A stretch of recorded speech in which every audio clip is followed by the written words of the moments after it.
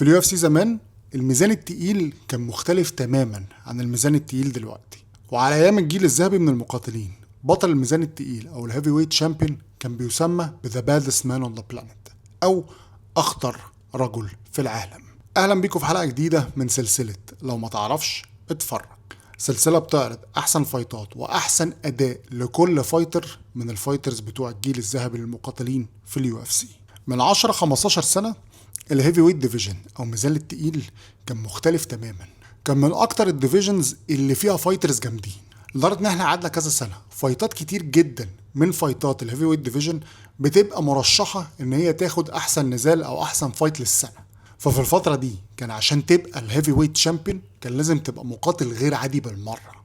والنهارده انا فعلا هتكلم على مقاتل غير عادي وهو كين فيلاسكيز. كين فيلاسكيز في عزه كان كابوس، الاساس بتاعه اصلا مصارعه وكان مصارع جامد، والسترايكنج بتاعه كان قوي جدا. وغير كده اهم ميزه بالنسبه له، ودي حاجه مش متعودين عليها في الهيفي ويت ديفيجن، ان هو الكارديو بتاعه كان رهيب، ما كانش بيتعب، وكانوا مسمينه كارديو كين. فلما كان بيلعب مع اي فايتر تاني في الهيفي ويت ديفيجن كان بيكسره حرفيا. لكن مع الاسف كين فيلاسكيز كان من اكتر الفايترز اللي حظها وحش.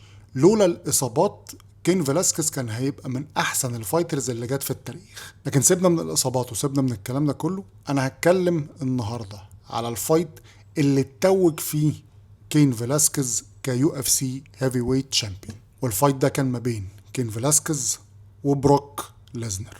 بروك ليزنر كان هو الهيفي ويت شامبيون في الوقت ده. بروك ليزنر تقريبا كان من اسرع الناس اللي في تاريخ اليو اف سي اللي خدت الحزام في الديفيجن بتاعها. بروك ليزنر دخل اليو اف سي في فبراير 2008 بعد ما اتنقل من الدبليو دبليو اي لليو اف سي. لعب ماتشين بعد كده نافس على الحزام وخد الحزام من راندي كوتور في نوفمبر 2008. بعدين بروك ليزنر قدر يدافع عن الحزام مرتين، مره ضد فرانك مير بعد ما مسك فرانك مير دمره، والمره التانيه كانت ضد شين كارون، دبابه بشريه زيها زي بروك ليزنر. وبروك ليزنر كان اداؤه قوي جدا في الفايت ده ضد شين كارون، لان شين كارون كان بيخش يعمل نوك اوت للناس كلها، وبروك ليزنر اثبت ان هو بطل حقيقي ساعتها، لان هو قدر ان هو يعدي من اول جوله، وجوله صعبه جدا ضد شين كارون، ورجع في تاني جوله وعمل سبمشن لشين كارون. كين فيلاسكيز بقى على الناحيه التانيه هو تقريبا نظف الديفيجن كله، كسب التوب كونتندرز كلهم بطريقه مقنعه جدا.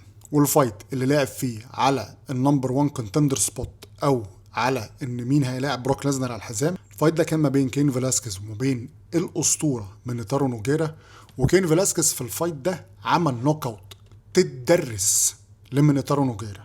ونيجي للفايت ما بين كين فيلاسكيز وبروك ليزنر. الفايت ما بين كين فيلاسكيز وبروك ليزنر كان المين ايفنت ليو اف سي 121 اللي اتلعبت في اكتوبر 23 2010.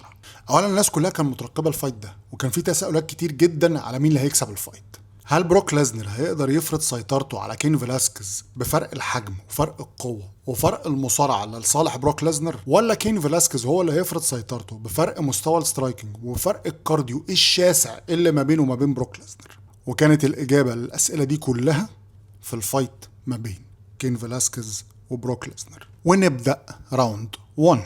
اول ما الراوند بدات بروك ليزنر ما ضيعش وقت، جري على كين فيلاسكيز وقفل مسافته عشان ما يتعرضش للسترايكنج بتاع كين فيلاسكيز اللي معروف ان هو قوي جدا. دخل مع كين فيلاسكيز الكلينش وابتدى يديله نيز، لكن كين فيلاسكيز كان بيضربه بانشز من جوه الكلينش. واول لما انفصلوا في الكلينش بروك ليزنر يفاجئ الجميع ان واحد بيخسس لل 120 كيلو اصلا بيعمل فلاينج ني، ومنها يخش في الكلينش تاني. بروك ليزنر عمال يديله نيز وكين فيلاسكيز عمال يديله بانشز. بعدين انفصلوا في الكلينش، بعدين ابتدوا يدوا شويه سترايكنج اكسشينجز كلها بوكسنج، وكان من الواضح قوي فرق المستوى في السترايكنج اللي لصالح كين فيلاسكيز. فكين على طول ابتدى يضغط على بروك ليزنر، لكن بروك ليزنر على طول يقفل مسافته ويخش باور دبل ليج على كين فيلاسكيز ينزله على الارض في مشهد اول مره نشوفه، لان كين فيلاسكيز عمره ما نزل على ظهره في اليو اف سي لحد هذه اللحظه. بروك ليزنر يحاول ان هو يخلي كين فيلاسكيز على الارض ويحاول يسيطر عليه، لكن كين فيلاسكيز يقوم، بس بروك ليزنر مش سايبه، قافل مسافته، قام بيه بسنجل ليج وراح زقه على الكيج. بروك ليزنر يسيب السنجل ويسويتش للكلينش، يفضل حاطط كين فيلاسكيز شويه على ظهره على الكيج، كل ده عشان بروك ليزنر ما يضيعش نفسه. يفضلوا كده شويه في الكلينش، بس بروك ليزنر يقوم مسويتش للدبل ليج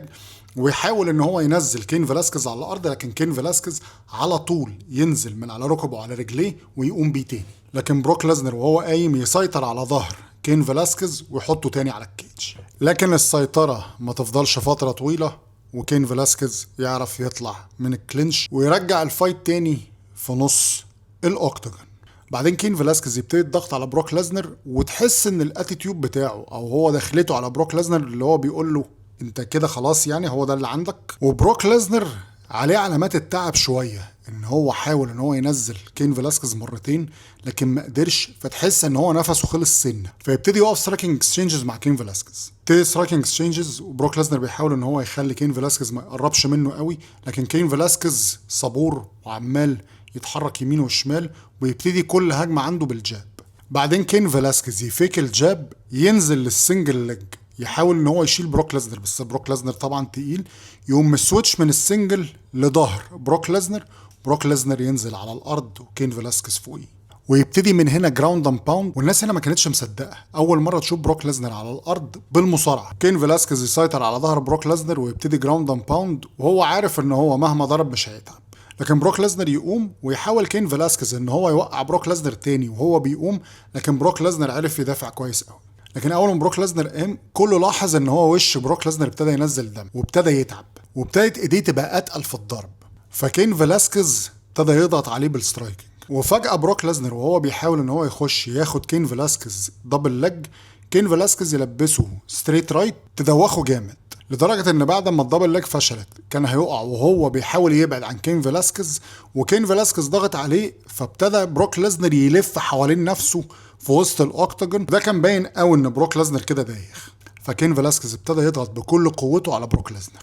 يروح الناحية التانية من الكيج، كين فلاسكيز ما يديش فرصة لبروك ليزنر ان هو يتنفس، يخش عليه بسترايكنج كومبوز. واول لما بروك ليزنر ابتدى ان هو يحاول ان هو يضرب، كين فلاسكيز راح واخد الكلينش وراح ملبس بروك ليزنر ني في نص وشه، دي دروخته اكتر. وهو بيحاول يبعد، راح كين فلاسكيز طالع باوفر هاند، راح موقع بروك ليزنر. اول لما يقع بروك ليزنر، كين فلاسكيز يضغط عليه اكتر واكتر، يعدي الجارد ويبدا جراوند اند باوند، ينزل فيه جراوند اند باوند، وواضح ان بروك ليزنر مش قادر يدافع عن نفسه. كين فلاسكيز يضغط عليه، وبروك ليزنر ما بيعملش حاجه قوي في محاوله منه ان هو يحاول يلقط نفسه تاني، لكن مفيش فايده. كين فلاسكيز الضغط بتاعه رهيب، بروك ليزنر ما بيستسلمش، لكن كين فلاسكيز ضاغط ويعدي الجارد بتاعه تاني ومطالع عليه جراوند اند باوند، مش مديله فرصه. بعدها بدقيقه بروك ليزنر ابتدى يستعيد نفسه شويه، فبيقوم زائق كين فلاسكيز بعيد عنه ويطلع بسنجل لاج من على الارض، لكن كين فلاسكيز يقوم سحب رجله على طول، واول لما يسحب رجله يقوم داخل على بروك ليزنر ضربه جاب كروس، يوقع بروك ليزنر تاني. اولا بروك ليزنر وقع على ظهره، لكن عشان هو يتفادى جراوند اند باوند اللي حصل فيه قبل كده، يقوم لافف لوضعيه التورتل، لكن كين فلاسكيز مش سايبه يتنفس، كين يكمل عليه جراوند اند باوند، مش مديله فرصه، وبروك ليزنر مش قادر ان هو يدافع عن نفسه، والحكم يوقف الفايت. وكده كين فلاسكيز يكسب الفايت بالتي كي او، وياخد كين فلاسكيز الحزام النيو هيفي ويت تشامبيون كين فلاسكيز. الفايت ده كان من احسن الاداءات لكين فلاسكيز، لان لحد الفايت ده ما شفناش ان كين فلاسكيز اتعرض لمشكله في فايت قبل كده. يمكن في فايت واحد كان ضد تشاك كونجو، لكن ما كانش بالمنظر ده، ان حد يوقع كين فلاسكيز على ظهره ويسيطر عليه لفتره بسيطه. لكن كين فلاسكيز في الوقت ده يثبت ان هو كان احسن هيفي ويت في العالم. انا دايما بقول ان كين فلاسكيز لو كان كمل كان هيبقى احسن هيفي ويت في التاريخ، لان بجد الفايتر ده كان عنده مميزات ما كانتش عند حد خالص، لا في اليو اف سي ولا بره اليو اف سي في الفتره دي. فاحنا لازم نقدر ونحيي موهبه وقوه الهيفي ويت تشامبيون القديم كين فلاسكيز. لو عجبك الفيديو لايك وشير وسبسكرايب، واستنوا الحلقه الجايه من سلسله لو ما تعرفش اتفرج. سلام.